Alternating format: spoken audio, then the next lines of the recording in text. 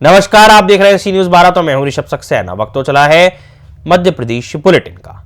धारनगर स्थित भोजशाला में बसंत उत्सव की शुरुआत मां वाग देवी की प्रतिमा स्वरूप को आज सुबह विराजित किया गया। देखिए ये खास रिपोर्ट।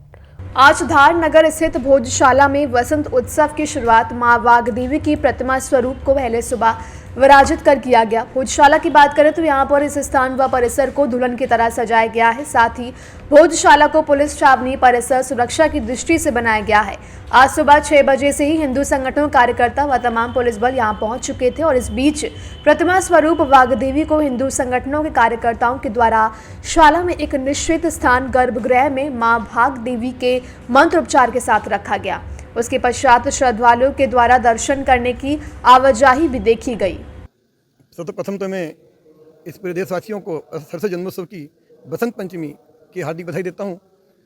इस बार 991वां जन्मोत्सव मनाने के लिए पिछले कई दिनों से महाराजा भोज समिति सतत प्रयत्नशील है और आप देख ही रहे हैं भोजशाला सज के तैयार है। कल दिन पर 2 दिन से साज सज्जा चल रही थी, सज्जा पूरी हुई है और प्रातः से ही अब लोग दर्शन करने आ गए हैं और दर्शन चल रहा है। दिन भर अभी यज्ञ प्रारंभ हो जाएगा, सरस्वती यज्ञ, और यज्ञ के साथ शाम को पूर्णावती, साथ यज्ञ की पूर्णावती होगी। 10 बजे अपने उदाजीराव चौराहे से सरस्वती शोभा यात्रा प्रारंभ होगी जो बाहर पंडाल में आकर सभा में परिवर्तित होगी। इस सभा को स्वामी महामंडलेश्वर उत्तम स्वामी जी संबोधित करेंगे। सभा के पश्चात यहाँ महाआरती होगी। महाआरती के पश्चात विदारम संस्कार का शुभारंभ करेंगे और उसके पश्चात संध्या को पूर्णावती के साथ आज का कार्यक्रम समाप्त होगा। कल होगा। हर बार जिस प्रकार प्रशासन का हमको सहयोग मिलता है और पूर्व में चर्चा करके हमारी जो भी समस्या होती है उनको सुन करके वो हल करते हैं। इस बार वो शायद कहीं रुका व्यवहार है इसमें। अभी तक उन्होंने हमसे कोई भी हमको क्या समस्या है इसमें कोई सहयोग नहीं, बातचीत नहीं हुई। कल भी कुछ विवाद हुआ था, कल शाम तक प्रशासन दिन भर कल यहाँ पे आपका सहयोग करने नहीं आया, क्या कहना चाहेंगे? नहीं, ऊपरी स्तर पर बात चल रही है। बाकी जो यहाँ कार्यकर्ता काम करते हैं उनके साथ कोई तालमेल का अभाव है। आपका नाम? गोपाल शर्मा, संयोजक भोजशाला मुक्ति यज्ञ। धार से सी न्यूज संवाददाता प्रकाश जोशी की रिपोर्ट। बढ़ेंगे अगली खबर की ओर। सागर रोड पर रविवार को एक 7 वर्षीय बालक को कुत्तों के झुंड ने घेर लिया और बुरी तरह नोच डाला। कुत्तों के हमले से घायल बच्चे को देख हर किसी की रूह कांप गई। क्या कुछ बुरा प्रकरण है, देखिए इस खास रिपोर्ट में। नागदा में चंबल सागर रोड पर रविवार को एक 7 वर्षीय बालक को कुत्तों के झुंड ने घेर लिया और बुरी तरह नोच डाला। कुत्तों के हमले से घायल बच्चे को देखकर हर किसी की रूह कांप गई। बच्चे के रोने की आवाज सुन आसपास के लोगों ने उसे छुड़ाया और निजी अस्पताल लेकर पहुंचे, जहां चिकित्सक के मुताबिक बच्चे को कुत्तों ने लगभग 50 जगह काटा है। यहां तक कि सिर का कुछ हिस्सा बालों सहित उखाड़ दिया। गंभीर अवस्था में बच्चे को प्राथमिक उपचार देकर उज्जैन आरडी गार्डी में रेफर किया गया है। मिली जानकारी के अनुसार रविवार दोपहर 2:30 बजे घटना चंबल सागर मार्ग नाले के समीप बताई जा रही है, जहां चंबल सागर मार्ग निवासी 7 वर्षीय रवि उर्फ नानू पाल अपनी मां लक्ष्मी के साथ लकड़ी तोड़ने के लिए नाले के समीप गया था। चूंकि परिवार गरीब तबके का है तो वह चूल्हा चौका लकड़ी जलाकर ही करता है। नागदा से सी न्यूज संवाददाता सुरेश जाटवा की रिपोर्ट। बढ़ेंगे अगली खबर की ओर। रीवा में इन दिनों जहरीली शराब का कारोबार चल रहा है। पुलिस ने शनिवार को 10 लीटर यूरिया युक्त जहरीली शराब बरामद की है। देखिए ये खास रिपोर्ट।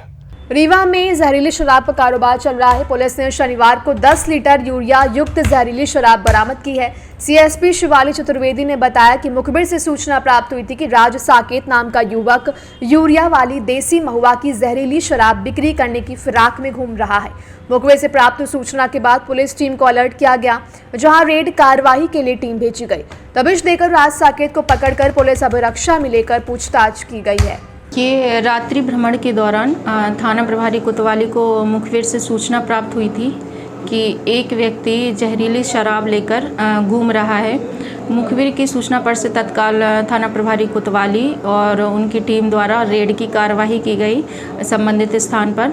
तो उनके द्वारा एक संदिग्ध व्यक्ति को पकड़ा गया, जिसकी जब तलाशी ली गई तो उसके पास से 2 डिब्बे जहरीली शराब के मिले, जिनमें 5-5 लीटर जहरीली शराब थी, महुआ की यूरिया युक्त शराब थी और जो कि जहरीली होती है, जिसे पकड़कर अभिरक्षा में लिया गया और उसको फिर पूछताछ की गई तो उसके द्वारा जहरीली शराब की बिक्री करना स्वीकार किया गया और उसको पकड़कर न्यायालय पेश किया गया है। कितनी लीटर शराब थी मैडम? ये टोटल 10 लीटर शराब थी, जिसकी कीमत करीब 3000 रुपये है। कहाँ से लाई गई थी? ये अभी पूछताछ का विषय है। उसकी पीआर लेके पूछताछ की जा रही है और ये कहाँ से लेके आया है। ये नॉर्मल शराब में ही यूरिया मिला के विक्रय करने का कार्य करता था ताकि उसकी मात्रा बढ़ सके। इसके पहले भी आपने कार्रवाई की थी? इसके पहले भी कोतवाली क्षेत्र में कार्रवाई हुई थी वरिष्ठ अधिकारियों के मार्गदर्शन में, तो उसमें भी आरोपी पकड़े गए थे और ये लगातार जो भी इस तरह की गतिविधियों में संलिप्त पाया जाएगा उन पर आगे भी कार्रवाई की जाएगी। रीवा से सी न्यूज संवाददाता अर्जुन की रिपोर्ट। बढ़ेंगे अगली खबर की ओर। सिवनी के केवलारी वन परिक्षेत्र में अवैध सागौन कटाई के मामले ने तूल पकड़ लिया है। देखिए ये खास रिपोर्ट। सिवनी जिले के केवलारी वन परिक्षेत्र में अवैध सागौन कटाई और तस्करी का मामला तूल पकड़ता जा रहा है। शिकायतों और पत्रकारों की सक्रियता के बाद लगातार मामला सुर्खियों में है। जिले के अधिकारियों के जांच दल ने कई बार जांच किया और अवैध सागौन कटाई को स्वीकारते हुए साक्ष्य एकत्रित किए हैं। अब मामला भोपाल पहुंच चुका है। पीसीसीएफ सतर्कता एवं शिकायत भोपाल से भी मामले की शिकायत हुई है। मुख्यालय में कुछ दिनों से केवलारी के बारे में जो शिकायतें प्राप्त हो रही थी अवैध कटाई के संबंध में, उसके लिए मुख्यालय में माननीय पीसीसीएफ महोदय द्वारा राज्य स्तरीय उड़नदस्ता के रूप में मुझे प्रभारी हूँ मैं वहाँ का, उसलिए मुझे यहाँ भेजा गया है। तो निश्चित रूप से कुछ कटाई हमें अभी मिली है पहले राउंड में देखने में और जांच अभी जारी है। पूर्ण जांच आने के बाद ये पता लग पाएगा कि वनों का कितना नुकसान हुआ है। सर कार्रवाई और जो इसके लिए दोषी होंगे उनके खिलाफ निश्चित रूप से कार्रवाई। क्या है पूरा मामला? देखिए, आपके माध्यम से ज़रूर मुझे कुछ शिकायतें प्राप्त हुई थी और इसका हम लोगों ने अलग अलग दल गठित करके जांच भी कराया है। कार्रवाई अभी जारी है, जांच जारी है। इसका एक प्राइमरी जो प्रिलिमिनरी हमारा प्रतिवेदन होता है वो हमने भोपाल स्तर पर भेजा भी है अधिकारियों को और उसमें प्रथम दृष्टया जो लोग दोषी पाए गए थे जिनकी वजह से, जिनकी लापरवाही से मैं कहूँ कि इतनी कटाई हुई है, उनको हमने कल ही सस्पेंड भी किया है। 3 वनरक्षक थे हमारे और अभी भी जांच जारी है और जो भी इसका फाइनल निष्कर्ष आता है उसके हिसाब से जिसका दोष सिद्धि होगा उसके ऊपर कार्रवाई की जाएगी। सिवनी से सी न्यूज संवाददाता ईश्वर दीक्षित की रिपोर्ट। बढ़ेंगे अगली खबर की ओर। गंजबा सौदा की हिंदू उत्सव समिति द्वारा सम्मान समारोह आयोजित किया गया जिसमें क्षेत्र के समस्त प्रतिनिधि उपस्थित हुए जो हिंदू धर्म के उत्सव, त्योहार एवं जयंतियां मनाते हैं। देखिए ये खास रिपोर्ट।